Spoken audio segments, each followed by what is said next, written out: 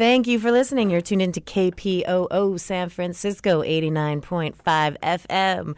My name is Francesca, and I'm super excited and honored to be joined here in the studio. We have the artistic director of the Magic Theater. We have Loretta Greco here live. Welcome. Thank you. Thanks so much. How very exciting. So you are the artistic director of the whole theater, but you're here actually directing. You're here to talk about the play you're directing. Yeah. Grandeur, which is coming out soon. Yeah. So my first question is, those are very different roles, being the artistic director of the theater and then focusing on this play. And so how did you make that decision and that transition? I imagine your plate is very full. I think that's a good question. You know, I came up loving both producing and directing. Okay. And I did all directing in grad school. I came out, my first professional gig was line producing, and then I left and I freelanced in New York and directed for 12 years. And I always wanted to come back to producing. You know, it's just so nice to be able to put teams together and to be able to support writers and to collaborate with other directors, which you can only do as a producer. But my heart is also in directing, so I vacillate between the two. I usually direct 2 shows a year. Oh, yeah. wow. Okay. Yeah. And then produce a bunch of others. Wow, that's a lot. You must be very busy. It is a lot. You know, I'm a theater nut. I've loved theater, since I was like 8 years old. So it's I love that. Yeah, it's an addiction and a passion. I love it. And the Magic Theater is the theater we're talking about. Yeah, you know, the Magic, I'll tell you, when I was a kid, I used to read about the Magic. We just celebrated a 50th birthday. Oh my gosh. So for 50 wow. years, this place has been kicking as one of the premier theaters of the vanguard. So John Lyon, this wonderful, crazy, visionary hippie, 50 years ago, started this place over in Berkeley. And then it came over to San Francisco. And it was funny. About 10 years ago, a headhunter called me and he said, I wonder if you'd ever think about moving to San Francisco. There's this crazy little theater, and I don't know if you know it. It's called The Magic. And I said, I've known about The Magic my whole life. Oh, wow. Yeah. So it's dedicated to the new. So that's what's really cool. And to really supporting playwrights who are trying to say something relative and important, socially relevant, and to really do it outside the box. So it's always fun. It's always about the new. And it's so important to provide that platform and to provide that opportunity for people that you do have a unique voice, that are saying something different. Yeah. You know, I think that I know everybody's plugged in and, but I'm old-fashioned. I feel like theater is one of the last places, aside from church or temple, where we actually come together as strangers and congregate physically in a room and commune with writing and acting, and suddenly we're a community. And I think people crave that. I think we need it. We need the ritual. So, and it's lovely to do with great writing and great actors, which is something that the Magic has had a rich tradition of for a lot longer than I've been here. It's so true. You know, what a beautiful way to think about theater. It's true because you have a shared experience with strangers. And by the end of the play, everyone's bonded. The lights go, you sit down as a stranger and the lights go down, and suddenly with the first laugh, where there's more than one person, you're suddenly like, oh, I'm in a group. Or you hear a sniffle or something catches somebody and, you hear a few sniffles, but you become a community in the dark. And when the lights come up, it's different than when you all came in. It's really incredible. It's kind of miraculous. That is, what a beautiful sentiment. Yes. Oh, I love the theater. Well, you should. That's fabulous. I've never thought of it that way, but I really love that. And it's so true. It's so true. I think that we crave ritual, and I think there's not enough of it, you know. Yeah. And metaphor and language, and, the theater does all of that. Yeah, how very true. And we're all so individualized, plugged into our computers, our phones. Which is all good, but you need a juxtaposition always. And I think, Yes. Coming together also just to be reminded of what makes us human, right. and have a cathartic experience in the theater. It's essential. Yeah, absolutely. Absolutely. So Grandeur. So grandeur, Yes. so grandeur. Yeah. So what was it that got you? Why did you pick this one? It's so interesting. About 2.5 years ago, my dear friend Jessica Hagedorn, the novelist and playwright, we were having dinner in New York, and she turned to me and she said, "Listen, I want to tell you that Han has written a play that I wish I had written." And I thought, oh, Jessica, that's really, that's a big deal. And so I wrote Han and I said, "Rumor has it you've written this great new play. I'd love to read it." And Han was really cagey. He was really interesting. He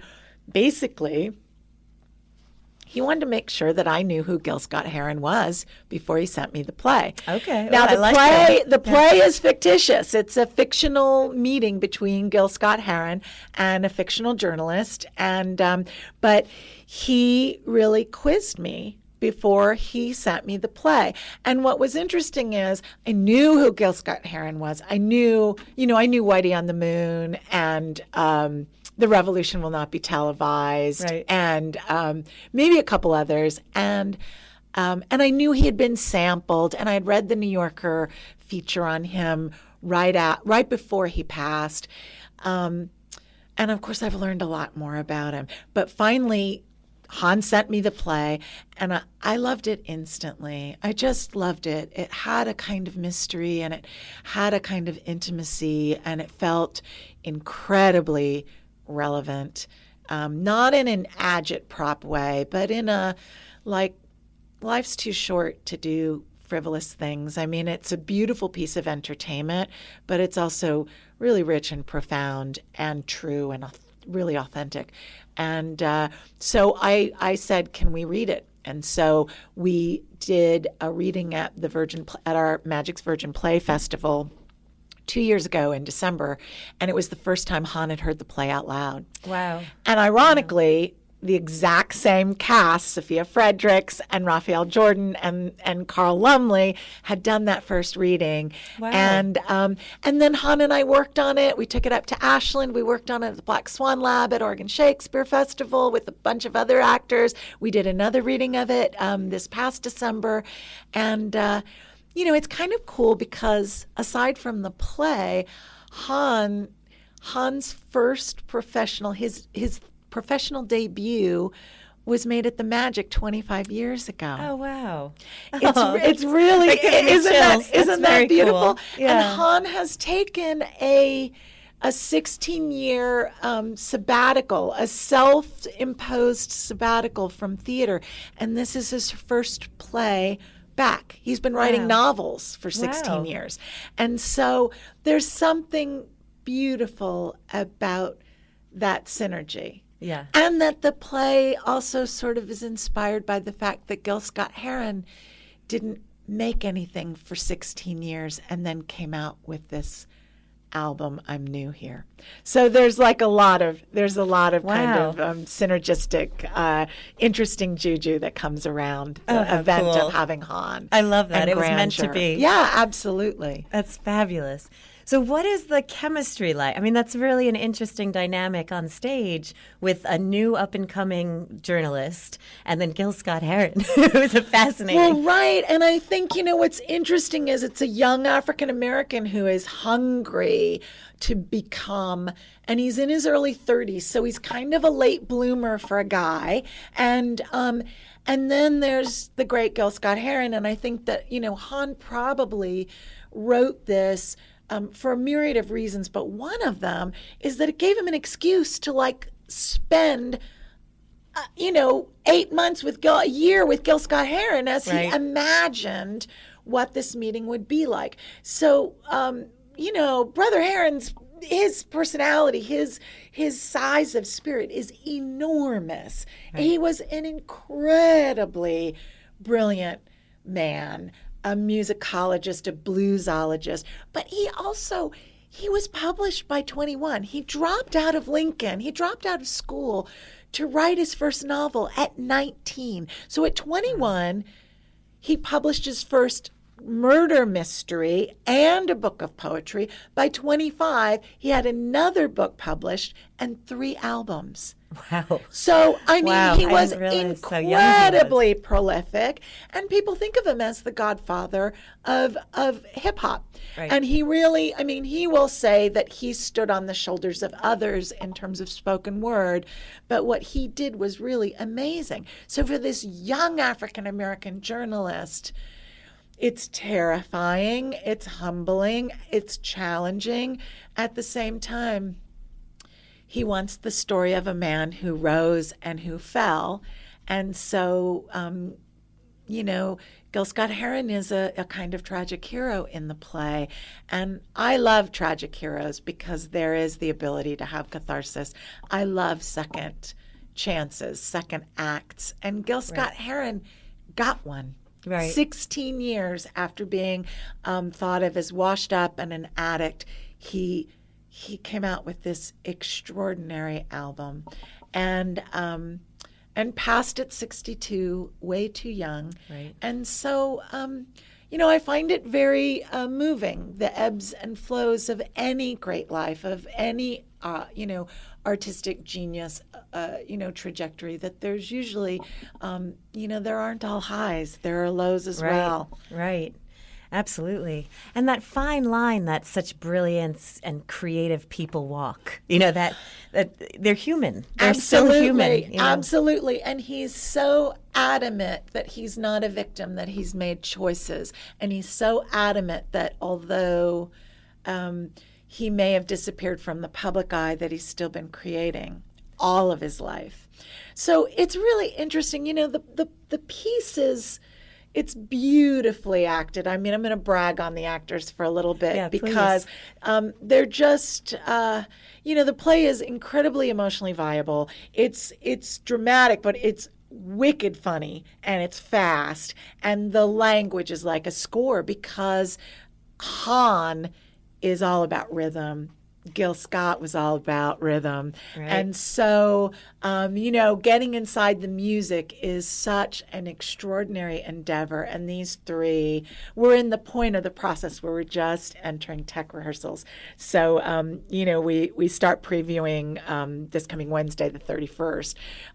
But they're just inhabiting these characters in such a beautiful way. And Sophia plays Miss Julie, who is niece. Not niece by blood, but a live-in with Gil Scott, and kind of a formidable woman of mystery who affects some change and is a really beautiful character as well. And I think that, being in rehearsal, one of the many beautiful things that's come out of it is that Gil Scott reminds us that in his day, he was born in 49, so there was a lot happening in the African American community. There, he was watching his brothers dying all around him, and civil strife, and he just reminds us that art has its place, that that we have to be making something that gives back to the community, and maybe that was another kind of day where you thought about others in that communal way. But I think the play is sort of begging the question of, how does this resonate today? Right. And what responsibility do we all have to affect some change for the better, for our own communities, for each other? And I, not to sound Pollyanna, but I dig it. I dig that depth of spirit, and the idea that he published all this work, but he never claimed to make it be about him. He always talked about, these are ideas. If they inspire you, awesome, but it's not about me. I'm offering you this. I'm sharing what I think I've learned. If you dig it, run with it. If not, I love that. Peace be with you. You know. Yeah. So he's a cool guy to spend, even in a fictional setting. He's been really an amazing man to spend time with. And I love that you open it up to, in 2017, people can spend the night with Gil Scott-Heron. Yeah, absolutely. I mean, how powerful that is. And I think Han tells this funny story about in readying for the production and he's in New York, and that he'll say, I'm getting ready for a production at the Magic in San Francisco, and people are like, oh, dude, what's it about? And he says, Gil Scott-Heron, and there's always a pause. And he's like, the revolution will not be televised, and then a big look of recognition comes across their face. And I think, Gil spoke to generations, and I think what's interesting about this evening is I'm hoping that the generations that missed Gil Scott-Heron, but they don't realize that they're actually hearing him because he's sampled on Jay-Z and Kanye and dozens, literally, of other hip-hop artists, that he was a visionary that was way ahead of his time. So he does still speak to the moment. Right. And that, I think, is what all you can ask of a great artist. Right. And his messages are as relevant and as important today, as ever. God. Yeah. So your timing is beautiful. And I think, it's a tough time for Black men right now. It's a really tough time. And I think, I think that the message is a beautiful one in the play, and it's a complicated one. Han hasn't made it good against evil. He's really created a very complicated human being, which we all are. But I think that Han and I and the cast, certainly, we also go about this with some humility in knowing that Black lives indeed do matter, and that the ebbs for Gil Scott in no way is celebrating his downfall, but is trying to actually speak to how human he was and how he continued to lift people's spirits, even though he did have his foibles. Right. Oh, I love this so much. So how do people get tickets? Plug everything. What is the website? How do they get more information? You can go to magictheater.org, and that's theater RE. We're in Fort Mason. I know for many of you that seems far, far away, but get a grip, get a flywheel, get in a lift. It's super close, and it's one of the most gorgeous pieces of our city. We're in Building D. On Friday nights, there's Off the Grid, so come get some, get a snack, get a drink, and then head on to the theater. Our box office is 415-441-8822. We begin previews May 31st. We open June 7th, and we run through the 25th. And here's the thing about theater, folks. It comes and it's beautiful, and then it's gone really quickly. Right. It's not a movie. You won't be able to stream it later, so don't procrastinate. You definitely want to come see this amazing cast led by Carl Lumley of this beautiful play, Grandeur, by Hanong at the Magic. Oh, I love it so much. And you guys have been so generous and offered us some tickets. Oh, yeah, go for it. Yeah, so we have some tickets to give to you. So give us a call, 415-346-5376. 415-346-5376. And you can choose whatever date. So they sort of left it open for us. So there are many dates, but it is a short run. So definitely phones are ringing, so we should answer. But Loretta, thank you so much. It was such a pleasure to talk with you. And you really do great work. And I'm inspired, and I can't wait to see the play. So thank you Francesca, so much. Thank you. It was a pleasure to be here. You'll have to come back. I love what you do. I absolutely will. Yes, that's a promise. Thank you so much. And let's hear. Here they are, the Last Poets. We'll hear a little Gil Scott-Heron while we answer the phones, but here they are, the Last Poets, right here on KPOO.